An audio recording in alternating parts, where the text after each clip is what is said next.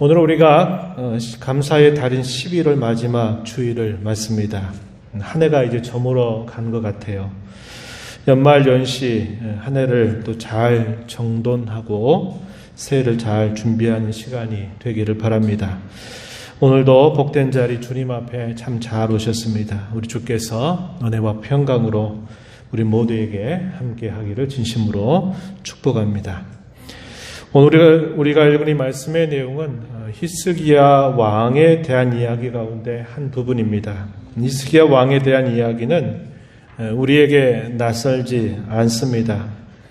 그에 대한 이야기가 성경의 여러 곳에 기록이 되어 있는데요. 우리가 전에 읽었던 열왕기서 18장에서 20장까지 또 역대하에서도 또 기록이 됩니다. 29장에서부터 32장까지 그리고 우리가 지금 함께 읽고 있는 이사야서 36장에서부터 39장까지 이 히스기야 왕에 대한 이야기가 소개가 됩니다.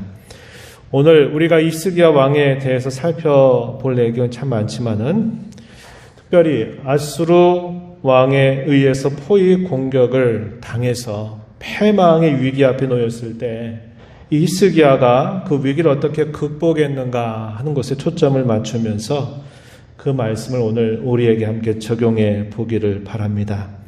오늘도 성령께서 우리 모두의 눈과 귀와 마음을 열어주셔서 말씀을 잘 깨닫게 하시고 또 결단하여 순종해서 약속하신 복을 함께 누리기를 바랍니다. 히스기야는 25살의 왕이 됩니다. 그래서 예루살렘에서 29년을 다스리게 돼요. 그런데 29년의 이 통치는 혼자서 다스린 연대를 말합니다. 그런데 혼자만 다스린 게 아니라 그가 29년을 다스리기 이전에 여러 해 동안 그의 아버지였던 아하스 왕과 함께 공동으로 다스리기도 합니다. 그래서 전체 다스린 연대를 따지게 되면 40년이 훌쩍 넘는 오랜 시간 동안 그가 다스리게 됩니다.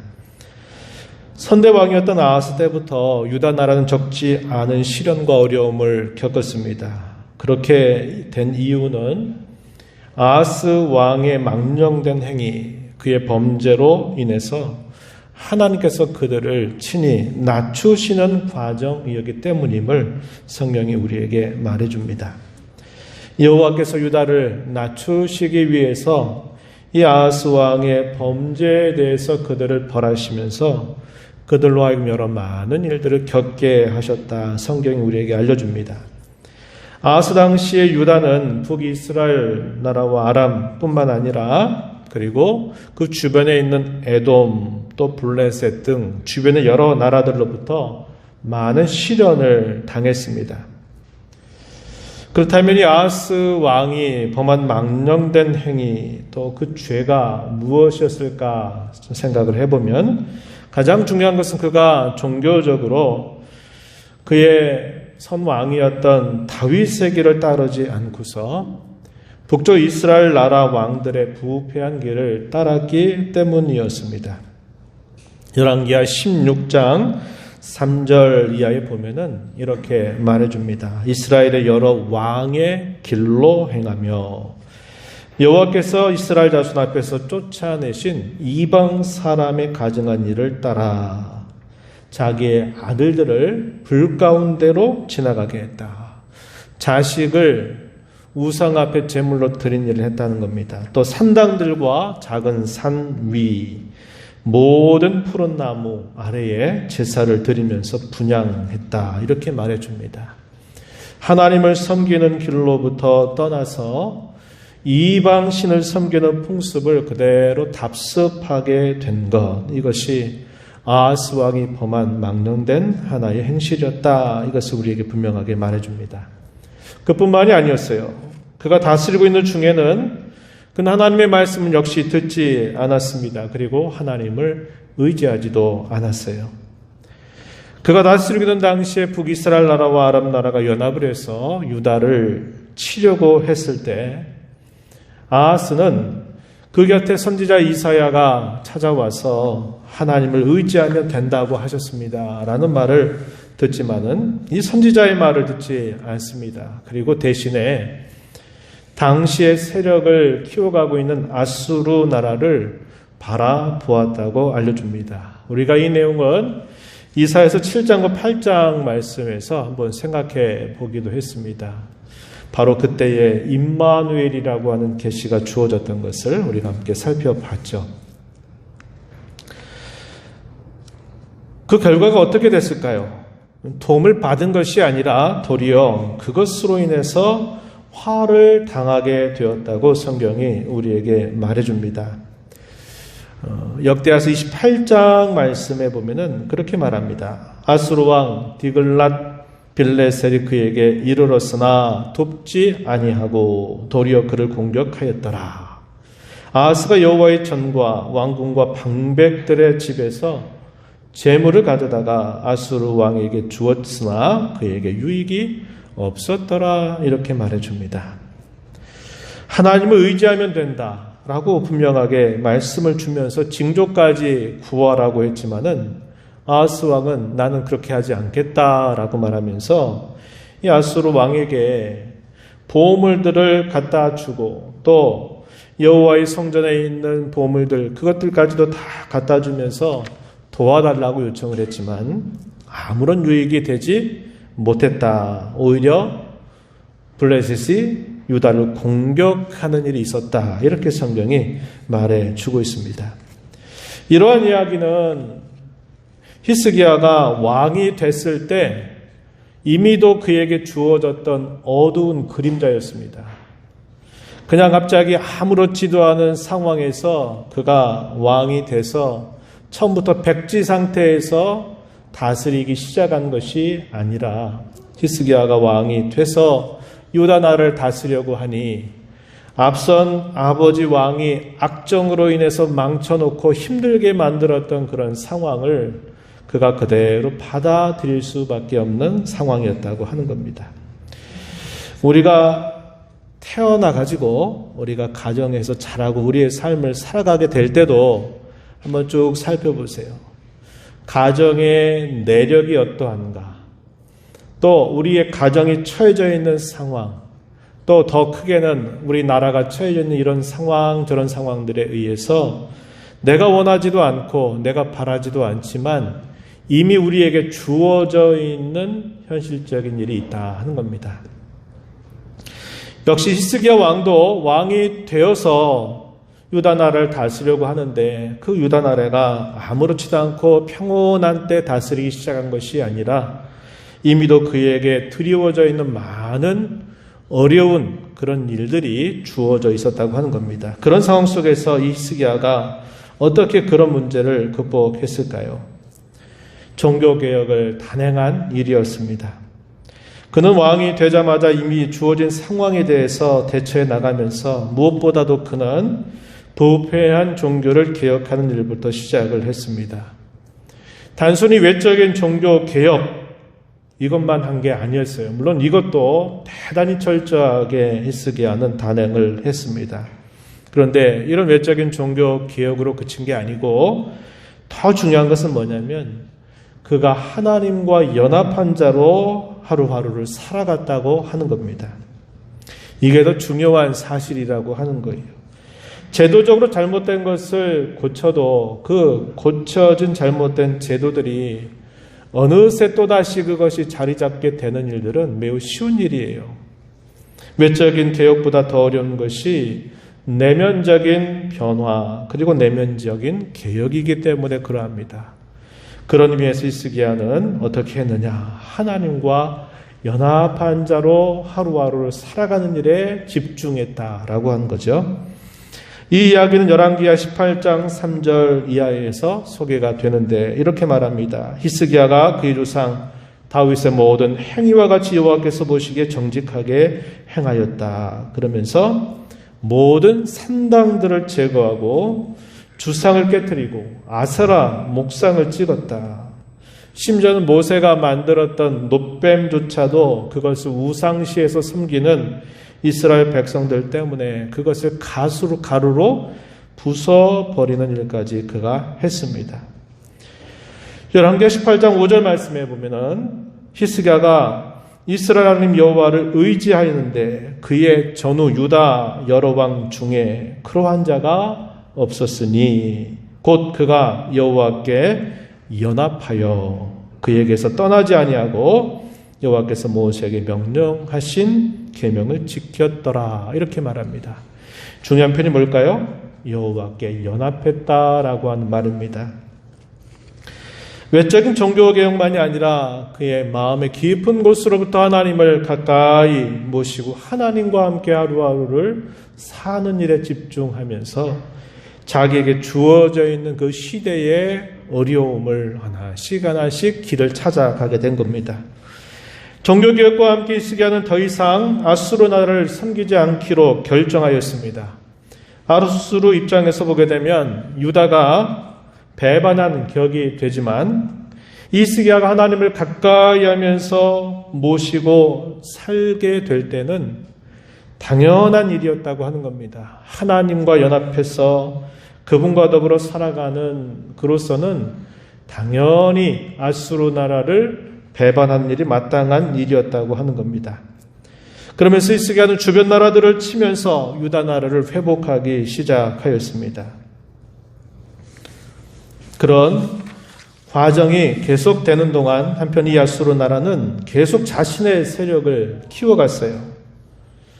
그가 초기에 다스렸던 제4년 공동으로 통치하던 때를 말합니다. 그때가 725년, 주전 725년인데요. 그때 어떤 일이 있었냐면 이 아수르 나라가 북이스라엘 나라를 공격하게 됩니다. 그리고 마침내 3년 동안을 애워싸다가 마침내 3년 만에 이 북이스라엘 나라를 패망시키게 됩니다. 그래서 그때 북이스라엘 나라가 패망하게 된 때가 722년이 돼요. 그리고 난 다음에 약 20년의 세월이 흘러가면서 이 아수르 나라는 유다를 본격적으로 괴롭히기 시작합니다. 그러다가 결정적인 때가 찾아와요. 그때가 언제냐면 히스기야가 단독으로 다스린 지 제 14년이 되던 해입니다. 이때가 주전 701년이 되는 때예요. 유다는 심각한 패망의 위기를 직면하게 됩니다. 당시 아수르의 왕 사네립이 유다의 모든 견고한 성들을 공격해서 함락을 시켜버렸습니다. 그러자 히스기야는 그런 과정에서 중대한 하나의 큰 실책을 범하게 되는데 그 내용이 열왕기하 18장 13절 이하의 소개가 됩니다. 간략하게 말씀을 드리면은 그 당시에 유다의 여러 견고한 성들을 함락시키게 되니까 이 히스기야가 어떻게 하냐면 뇌물을 주는 겁니다. 아수르 왕에게 뇌물을 갖다 주는데 뭐라고 말을 하냐면요. 열왕기하 18장 14절에 보면 이렇게 말을 했어요. 내가 범죄하였나이다. 나를 떠나 돌아가소서. 왕이 내게 지우시는 것을 내가 당하리이다. 이렇게 아수르 왕에게 말을 하면서 이 아수르 왕에게 은 300달란트, 금 30달란트를 요구받게 됩니다. 어떻게 해요? 그래서 그 요구한 것들을 주는데 여호와의 성전에 왕궁 곳간에 있는 것, 여호와의 성전에 있는 것들 다 긁어 모아서 그것을 아수르 왕에게 주었던 것입니다. 이것은 히스기야가 범했던 하나의 큰 실책이 되었어요. 이렇게 하게 되면 아수르 나라가 그러면 됐다 그러고 물러서겠습니까?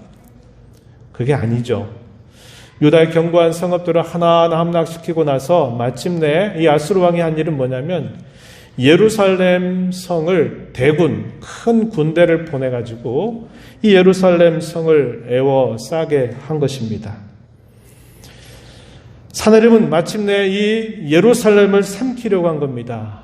즉 이 예루살렘은 패망의 위기 직전 앞에 놓이게 되었던 것을 말해줘요. 대적 앞에서 차라리 예물이라도 갖다 주지 않았더라면 나았을 것인데 자신의 견고한 요새들이 하나하나 함락되는 걸 보면서 제발 여기서 멈춰달라 하면서 예물을 바치는데 여호와의 성전에 있는 것까지 다 갖다 주었지만 그것이 그들에게 만족이 될 수 없는 겁니다. 그 기세를 몰아서 이제는 예루살렘을 삼켜버리려고 하는 것이 됐죠. 이사야서 36장 우리가 읽은 본문 앞부분에 보면 이렇게 말합니다. 2절 말씀에 보면은 아수르 왕이 라기스에서부터 랍사게를 예루살렘으로 보내되 대군을 거느리고 히스기야 왕에게로 가게 하였다. 이렇게 말합니다. 아수르 왕 사네립이 군대 장관이었던 랍사게를 예루살렘에 보냈는데 대군을 이끌고 이 예루살렘으로 보내게 한 것입니다. 이 아수르가 요구한 것은 뭐냐? 예물 정도로 안 되겠다 생각한 거죠. 결국 항복을 요구하고 있는 것이었습니다. 그 내용이 이사야서 36장 16절, 17절 말씀에 소개가 되는데 이렇게 말합니다. 너희는 내게 항복하고 내게로 나아오라. 그리하면 너희가 살 것이다. 라는 말을 전달해 줍니다. 즉 요구한 것은 항복하라고 한 것이었습니다. 이렇게 항복을 요구하면서 가장 먼저 꺼낸 첫 번째 말이 무엇이었을까요? 그것이 오늘 우리가 읽은 본문에 기록이 되고 있습니다. 본문 말씀 한번 보세요. 4절과 5절 말씀 한번 보시기 바랍니다. 이렇게 첫 말을 꺼낸 거예요. 랍사기가 그들에게 이르되 이제 히스기야에게 말하라. 대왕 아수르 왕이 이같이 말씀하시기를 내가 믿는 바 그 믿는 것이 무엇이냐? 내가 말하노니 내가 좁게 싸울 계략과 용맹이 있노라 함은 입술에 붙은 말뿐이니라. 내가 이제 누구를 믿고 나를 반역하느냐? 이렇게 하면서 항복을 요구하는 첫 번째 말을 꺼낸 겁니다. 이런 말 하지 않고 그냥 항복해라 라고 말만 했다면 좀 모르겠는데 이 말을 곱씹어보면은 이것은 굉장히 무서운 도전을 해주는 말임을 알게 돼요. 유다의 왕 히스기야 그리고 그의 신하들과 백성의 지도자들 그리고 유다 백성들에게 중대한 도전을 던지는 질문입니다. 하나님을 섬기는 유다에게는 정말 무서운 도전을 던진 말이 이 랍사게가 했던 말이다 하는 겁니다. 이 말을 한번 곱씹어보면 이런 질문들을 생각하게 해주는 거예요. 너는 이런 위기 상황에서 과연 누구를 믿고 나를 배반하려고 하느냐? 이런 질문을 생각해 보게 하는 질문이죠. 또 이런 질문입니다. 너희가 위한다고 말하는, 너희가 섬긴다고 말하는 하나님을 너희 이런 상황 속에서 정말 믿을 수 있겠냐? 이런 질문을 하는 겁니다. 또 이런 의미도 전달해 줘요. 하나님이 과연 너희가 믿는다고 말하는 그 하나님이 과연 이런 위기 속에서도 너희를 도울 수 있다고 과연 너는 말할 수 있느냐? 장담할 수 있느냐? 라는 질문을 던지면서 항복을 요구하는 겁니다. 이러한 말을 던지면서 그 항복을 요구하는 긴 말을 전달하게 되는데요. 그 내용이 이사야서 36장 4절에서부터 20절까지 쭉 길게 설명이 됩니다. 그 내용을 세 가지 정도로 요약해 볼 수 있어요. 첫 번째는 뭐냐면 협박과 공갈로서 그들에게 항복을 요구하고 있다는 겁니다. 뭐라고 말하냐면 야, 너희가 혹시라도 애굽 나라를 바라볼지 모르겠지만 이 애굽 나라는 결코 너희에게 도움이 되지 못할 거다. 이렇게 말하고 유다의 지도자들을 향해서도 또 말합니다. 그리고 더 나아가서 유다 백성들을 향해서 아주 심한 조롱의 말을 건네면서 협박과 공갈을 하고 있는 거예요. 특별히 여기 12절 말씀 한번 가서 보면은 뭐라고 말하냐면 유다 백성들을 향해서 한 말 중간 부분에 보면은 이렇게 말합니다. 자기의 대변을 먹으며 자기의 소변을 마실 성 위에 앉은 사람들 유다 백성들을 향해서 이렇게 조롱하면서 그들에게 협박과 공갈을 통해 항복을 요구하고 있어요. 두 번째 방법은 뭐였냐면 거짓말과 이간질을 통해서 그들을 그들에게 항복을 요구한다는 겁니다. 사내립은 유다에게 하나님의 뜻을 거들먹거리면서 거짓말을 하기도 한 겁니다. 10절 말씀 한번 보면은 이렇게 말해요. 내가 이제 올라와서 이 땅을 멸하는 것이 여호와의 뜻이 없음이겠느냐. 여호와께서 내게 이르시기를 올라가 그 땅을 쳐서 멸하라 하셨다. 이렇게 말을 하는 겁니다. 이렇게 예루살렘을 에워싸서 너희에게 항복을 요구하는 것은 여호와의 뜻이다. 이렇게 말하고 여호와께서 내게 그렇게 하라고 명하셔서 내가 그렇게 하는 거다. 너희를 쳐서 멸하라. 그렇게 여호와께서 내게 말했기 때문에 내가 일을 하고 있는 것이다. 이렇게 말하는 겁니다. 이건 뭘까요? 거짓말이죠. 하나님께서 자기 백성들 향해서 적당한 견책, 적당한 방법을 통해서 그들을 벌을 주시겠지만 하나님은 그 백성들을 여전히 회복하실 것을 약속하고 있는데 이 대적이었던 이 아수르는 하나님의 뜻을 거들먹거리면서 거짓말을 하면서 그들에게 항복을 요구하고 있는 거예요. 또 하나가 뭐냐면 하나님과 이 유다 백성들 사이를 이간질을 시켜요. 그리고 백성과 왕 사이를 이간질시키는 일을 통해서 항복을 요구하고 있다는 겁니다. 여러 말씀 중에서 18절 한번 여러분 보시기 바랍니다. 이렇게 말해요. 혹시 히스기야가 너에게 이르기를 여호와께서 우리를 건지시리라 할지라도 속지 말아라. 이렇게 말하고 또 20절 가서 보면 이렇게 말합니다. 여호와가 능히 예루살렘을 내 손에서 건지겠느냐? 이렇게 또 묻는 겁니다.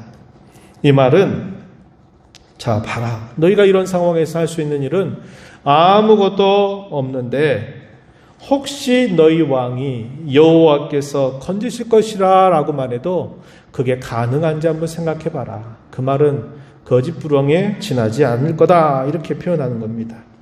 또 우리가 지금까지 여러 많은 나라들을 다 점령하고 다 패망시키고 여기까지 왔는데 너희가 믿는 여호와인들 이런 상황에서 너희를 도울 수 있겠다고 생각하지 마라. 하나님마저도 기대하지 말아라. 이렇게 말을 하면서 그들로 하여금 이간질을 시키는 말을 건네고 있다는 겁니다. 마지막 세 번째 방법은 뭐냐면 회유의 방법입니다. 이 회유의 방법은 어떤 거냐면 부드럽게 타일러서 이렇게 잘하면 이렇게 해주겠다는 식을 우리가 회유한다. 이렇게 말하죠. 36장 16절 하반절 한번 보시기 바랍니다. 조금 뒤로 가서 보시면 이렇게 말해요. 너희는 내게 항복하고 내게로 나오라. 그리하면 너희가 각각 자기의 포도와 자기의 무화과를 먹을 것이고 각각 자기의 우물물을 마시게 될 것이다. 이렇게 말합니다. 너희 본토와 같이 곡식과 포도주와 떡과 포도원이 있는 땅에 옮겨지기까지 할 것이다. 이렇게 말하면서 다른 것 생각하지 말고 항복만 한다면 너희에게 살 길을 주겠다. 이렇게 회유하는 방법을 통해서 그들에게 항복을 요구하고 있다 하는 겁니다. 이 세 가지의 내용들을 우리가 좀 잘 생각해 볼 필요가 있어요. 조금 이따가 좀 이야기를 나누도록 하고요. 히스기야는 유다 패망의 위기를 맞게 된 겁니다. 상황적으로 그 어디 도움의 손길이 없었습니다. 시편 기자가 말하는 것처럼 내가 산을 향하여 눈을 들리라. 나의 도움이 오직 멀리 산으로부터 온다. 이렇게 고백했던 시편 기자의 고백처럼 히스기야는 오직 눈을 하늘로 향할 수밖에 없었습니다. 그리고 하나님을 바라볼 수밖에 없는 상황이었어요. 상황적으로 그럴 수밖에 없었죠. 또 그의 심정으로 절박한 심정을 가지고 그는 오직 하나님만을 바라볼 수밖에 없었습니다. 패망의 위기 앞에서 히스기야는 모든 신하들과 함께 하나님을 전적으로 의지하면서 선지자 이사야에게 기도해달라라고 부탁을 하게 됩니다. 그 내용이 37장 1절로부터 4절 내용의 소개가 돼요. 가장 먼저 한 행동은 뭐냐면 자기 옷을 찢고 굵은 베옷을 입고 여호와의 성전으로 간 것입니다.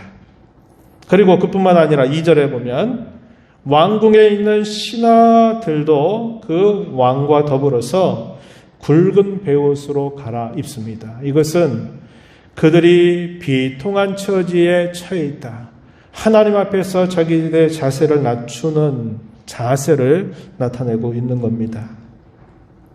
그러면서 히스기야가 어떻게 하냐면 이렇게 말해요. 3절에 보면 오늘은 환난과 책벌과 능욕의 날이다, 이렇게 고백을 하면서 4절 끝에 가서 보면은 이렇게 말합니다. 바라건대 당신은, 선지자 이사야를 말합니다, 이 남아있는 자를 위하여 기도하라, 기도해달라라고 부탁을 하게 된 것이, 결과가 어떻게 되었을까요? 하나님께서 대역전극으로 상황을 완전히 바꾸어 주셨습니다. 하나님은 전적으로 자신을 의지하는 그들에게 패망의 위기를 위대한 승리의 기쁨으로 바꾸어 주셨습니다.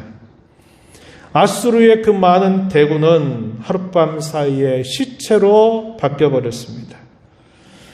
도망쳤던 아수르 왕 사네립은 자기들의 자식들에 의해서 살해당해 죽게 됩니다. 그리고 얼마의 시간이 더 지나게 되면서 아수르 나라가 유다 나라보다도 먼저 패망하게 돼요. 주전 612년경에 패망을 하게 되는데 바벨론 나라에 의해서 이 아수르 나라가 패망당하게 된 겁니다. 이러한 이야기는 이사야서 37장 36절로부터 38절 말씀에서 소개가 되고 있어요.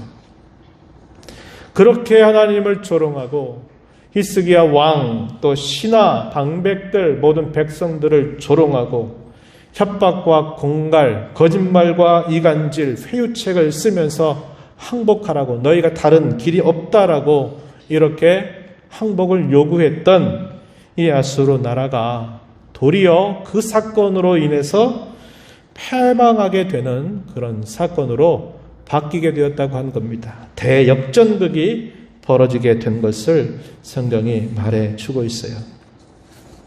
우리가 살폈던 이 내용들은 제가 초대에 말씀드린 것처럼 히스기야가 왕이 되면서 자기가 원하든 원치 않든 주어진 그 상황이었다는 거예요. 피할 수 없어요.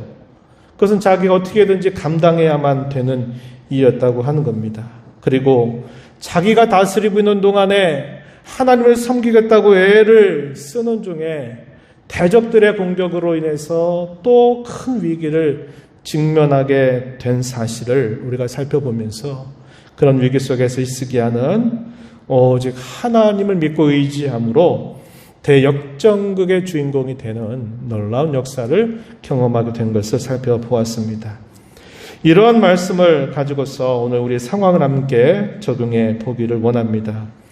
저와 여러분은 예수님을 믿는 순간부터 화해할 수 없는 영적인 전투를 수행하고 있습니다. 오늘 말씀을 우리의 삶에 잘 적용해 보죠. 히스기야는 난세, 참 어려운 때에 유다의 왕이 되었습니다. 선대의 악정으로 자신에게 주어져 있는 문제가 하나였고, 또 하나는 자기가 하나님의 뜻을 따라 다스리려고 애를 쓰는 중에 만났던 대적에 의해서 생겨진 문제가 또 하나였습니다. 그와 마찬가지로 우리가 이 땅에서 영적인 전투를 수행하는 동안에 크게 두 가지 영역이 우리에게 있다는 것을 우리는 기억해야만 합니다. 하나는 뭐냐면, 내가 처해져 있는 이 상황이 내가 원해서, 내가 자초해서 된 상황이 있기 전에 이미 우리에게, 나 자신에게 주어져 있는 상황이 있다는 겁니다. 우리가 금수저, 흙수저 이런 이야기들을 신문을 통해서 하고 가끔 그런 얘기들을 주고받아요. 흙수저 같은 인생이다 이렇게 말하면, 나는 그 문제 하나 극복하지 못해서 평생토록 씨름하다가 그 문제 때문에 인생 한번 제대로 살지 못하고 떠나가는 사람도 적지 않습니다. 우리가 살아가는 삶이 내가 원하는 대로, 내가 가장 좋은 대로 주어져 있는 사람은 한 사람도 없을 거예요. 태어나서 보니까, 내가 우리 가정에서 자라나서 보니까 내가 살아왔던 내 삶이 있기 전에 과거에서부터 주어졌던 많은 문제들이 우리에게 하나의 큰 싸움의 영역으로 다가온다는 겁니다. 그리고 또 하나는 내가 살면서 또 만나게 되는 많은 싸움의 영역들이 있다고 하는 것입니다. 과거에 주어졌던 그 문제 하나 극복하지 못하고 평생토록 그 문제에 씨름하다가 이 생을 떠난 사람들이 적지 않아요. 그와 같이 우리가 이 땅을 살아가면서 이 두 가지 영역이 늘 있다는 것을 기억하면서 지나치게 과거에 주어져 있는 그것 때문에 거기에만 우리의 마음을 빼앗겨서도 안 될 것이고, 그것뿐만 아니라 오늘 우리가 살아가는 현실 속에서 만나는 마음은 그런 영적인 싸움의 영역이 있다는 것을 우리는 기억하면서 나아가야 되겠다는 겁니다. 두 번째는 영적인 전투에서 다양한 이 사탄의 공격 방식이 늘 있다는 것을 우리가 주의하자고 하는 겁니다. 사내립의 항복을 요구하면서 사용했던 여러 방법들은 오늘도 영적인 싸움을 걸어올 때 우리에게 자주 사용하는 방법이다 하는 사실들을 우리가 꼭 기억해야 되겠습니다. 우리가 살핀 것처럼 협박과 공갈을 통해서, 또 어떤 경우에는 이런 거짓말과 이간질을 통해서 우리를 공격해 옵니다. 또 어떤 경우에는 달콤하고 부드러운 말을 우리에게 건네면서 해유라고 하는 방법을 통해서 우리를 공격해 오기도 한다는 것입니다. 특별히 이 가운데서 우리가 깊이 생각해야 될 것이 바로 그겁니다. 하나님과 우리 사이를 이간질시키는 거예요. 이것을 우리가 늘 조심해야 돼요. 이런 상황이라면 하나님도 돕지 못할 거야. 이런 상황에서 하나님도 안 될 거야. 우선 네가 하고 싶은 대로, 네가 할 수 있는 대로 먼저 해봐 하는 식의 끊임없는 그런 방법으로 우리에게 공격을 걸어온다는 것을 기억해야 한다는 것이죠. 이게 하나만 주어져도 우리가 감당하기 어려울 수 있는데 때론 이것을 한꺼번에 동시적으로 다 사용할 수도 있다는 것을 기억해야 합니다. 히스기야가 당면했던 그 위기 앞에서 항복을 요구하는 사내립의 말은 이 모든 것들을 전방위적으로 다 활용해서 항복해라, 항복하는 것만이 살 길이다 라고 말하고 있는 것입니다.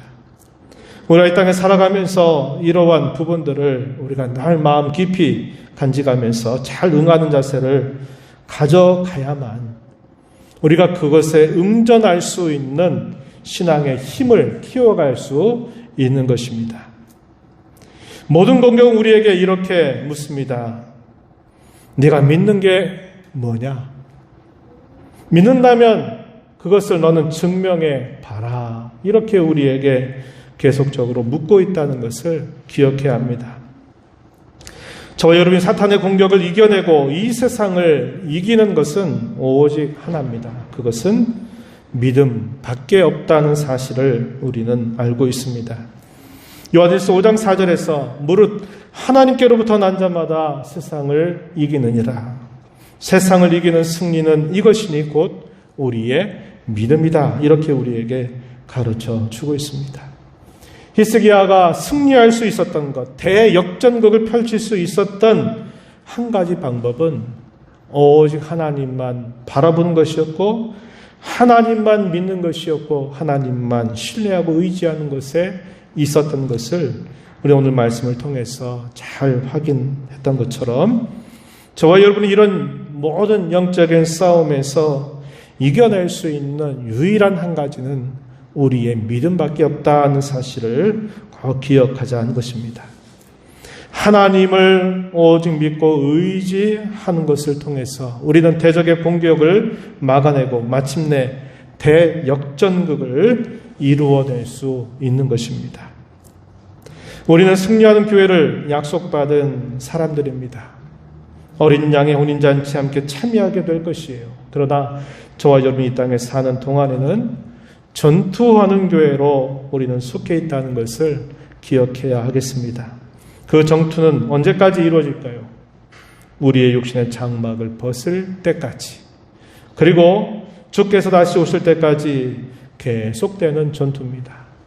화해가 되지 않는 것이고 끝날 수도 없는 것이고 정전이나 휴전이 될 수 없는 전투라는 것을 우리는 기억하면서 우리가 끊임없이 하루를 살아가는 삶 속에서 맞닥뜨리는 이런 많은 영적인 공격들 앞에 오직 믿음을 우리가 확인하고 그 믿음을 증명하는 것으로만 우리가 승리할 수 있다는 사실들을 늘 기억하면서 저와 여러분의 남은 삶을 주님 앞에 잘 살아가는, 힘써 살아가는 삶이 되기를 진심으로 바랍니다. 함께 기도하겠습니다. 하나님 아버지, 오늘도 저희들을 불러주셔서 주께서 저에게 주신 말씀을 통하여 내가 믿는 것, 그 믿는 것이 무엇이냐라고 질문하는 그 말씀의 뜻을 오늘 함께 생각해 보았습니다. 오늘도 저희에게 여전히 공격을 걸어오는 사단의 공격의 다양한 방법 중에서 여러 가지가 있을 것인데 네가 믿는 것이 도대체 무엇인지, 네가 믿는 것이 무엇인가를 증명해내라고 우리에게 요구받고 있는 것을 기억해서 저희의 믿음을 하나님 앞에 늘 잘 확인하고 이 믿음을 통해서 승리하는 저희들의 삶이 돼서 하나님께 영광을 돌리는 우리 모든 성도들이 되게 하여 주옵소서. 예수님 이름으로 기도하옵나이다.